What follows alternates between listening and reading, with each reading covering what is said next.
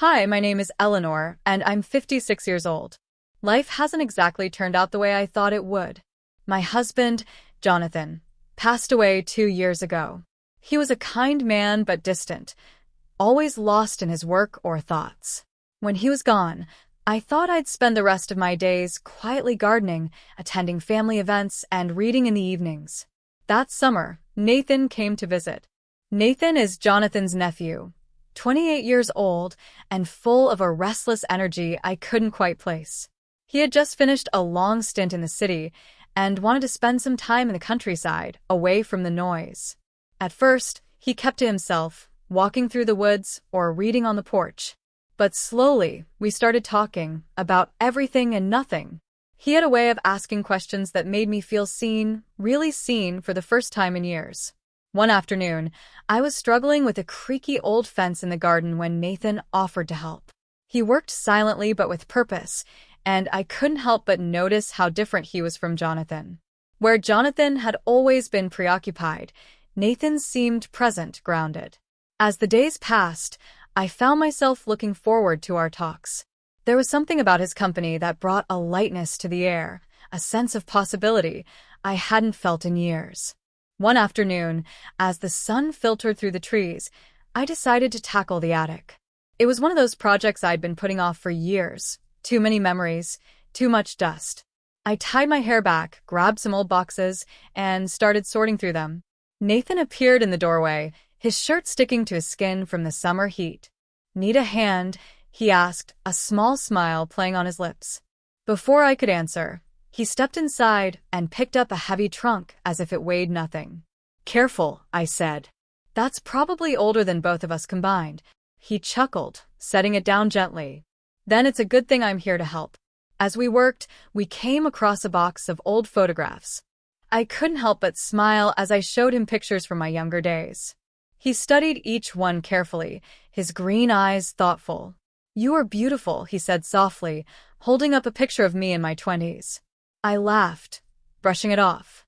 "That was a long time ago." "Doesn't matter," he said, his gaze lingering on the photo before meeting mine.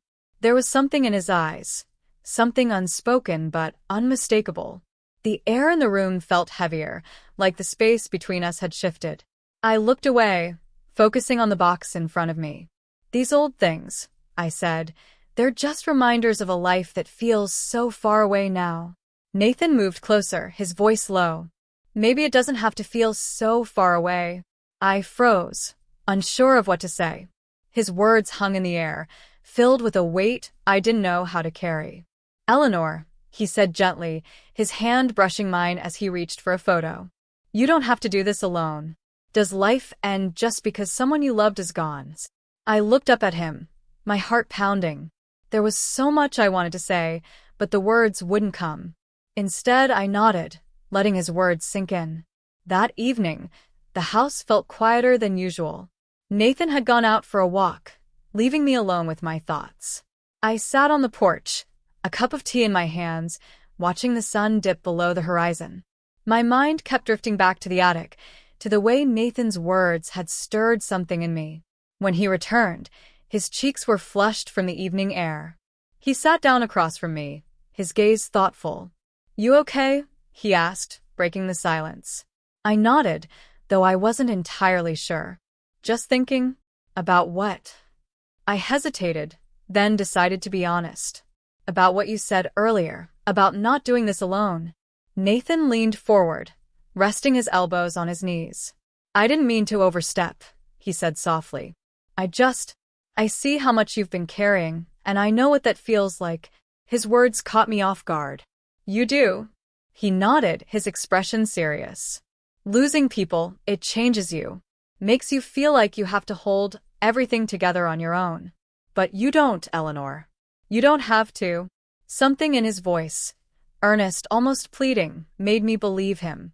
For the first time in a long time, I felt the weight on my shoulders begin to lift, even if just a little.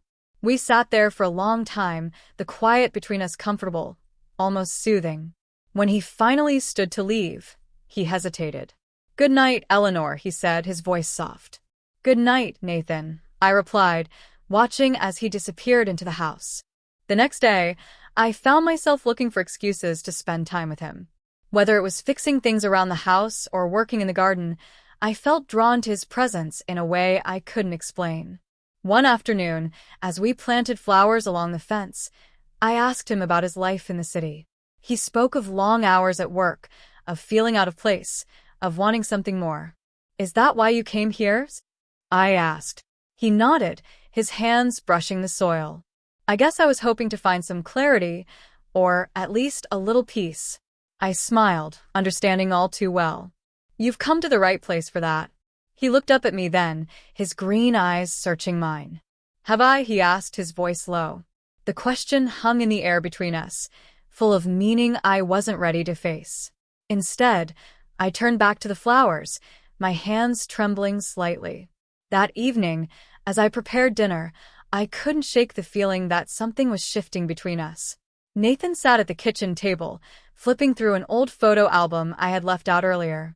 His fingers moved gently over the pages, pausing now and then to study a picture. "Is this your wedding day?" he asked, holding up a photo of Jonathan and me standing in front of the church. I nodded, setting the pot on the stove. "It was a lifetime ago." "You look happy," he said, though there was a hint of something else in his tone. Curiosity, perhaps, or sadness. "We were," I replied, keeping my focus on the vegetables I was chopping. "In our own way." He closed the album and leaned back in his chair, his gaze fixed on me. "And now?" I stopped chopping and turned to face him. "And now I'm figuring out what comes next."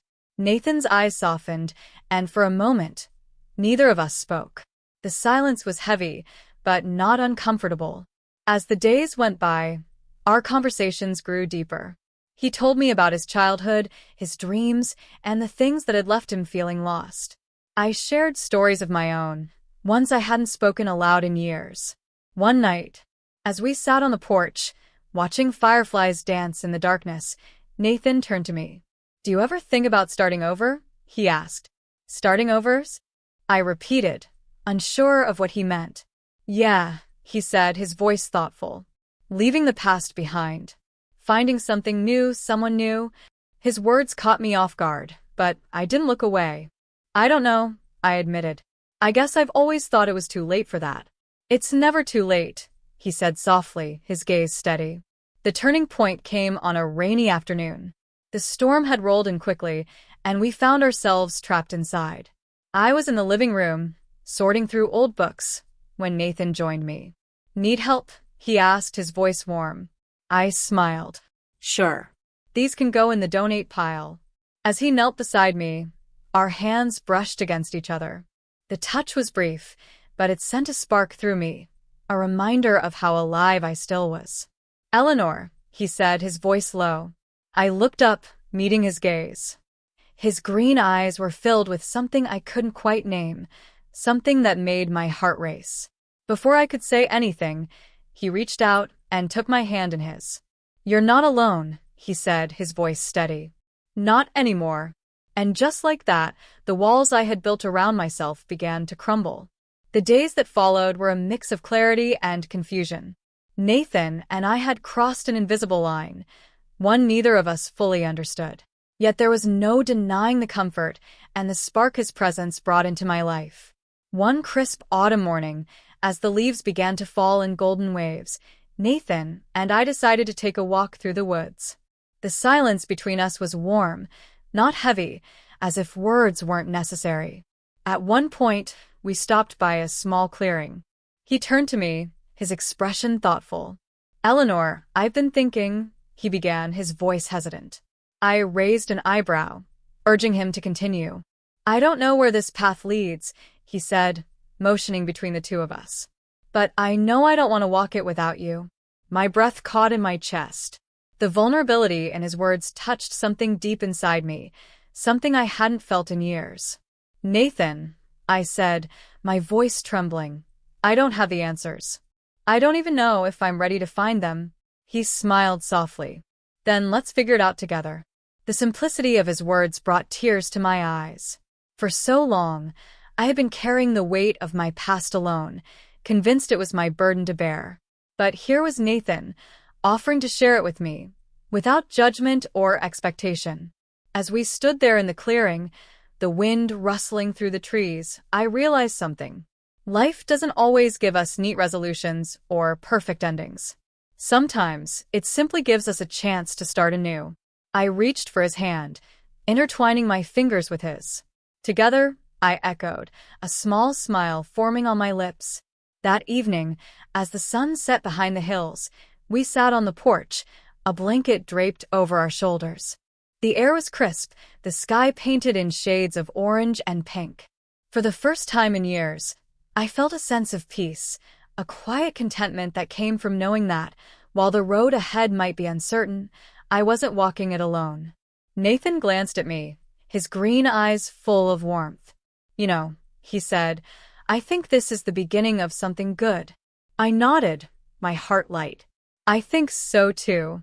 And in that moment, surrounded by the beauty of the world and the promise of tomorrow, I let myself believe it. The past was still a part of me, but it no longer defined me.